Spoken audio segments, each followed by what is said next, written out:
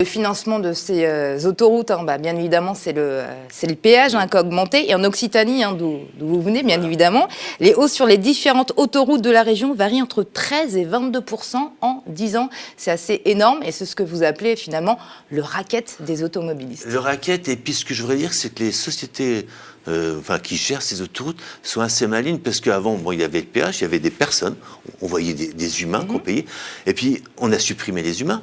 Et maintenant, on supprime les cabines. Maintenant, on prend les autoroutes. Le péage, il n'existe plus. Bien entendu, quand vous arrivez chez vous, vous recevez un mail et vous payez. Donc, on va invisibiliser le péage. Et c'est vrai que les hausses sont au-delà de l'inflation. Si les salaires augmentaient au niveau des péages, le SMIC, il serait à 3 000 €. Je veux dire, c'est clair, au lieu d'être actuellement à 1 400. Alors certains ont critiqué cette proposition, bien évidemment, dont le ministre des Transports de l'époque, M. Djebari. Une proposition, je vais le citer, ce sont ses mots, bien populiste et bien démagogique, et selon lui qui coûterait 45 à 50 milliards d'euros. Qu'est-ce que vous lui répondez? Alors les sociétés d'autoroutes, il faut savoir qu'elles ont récupéré 3 fois la mise.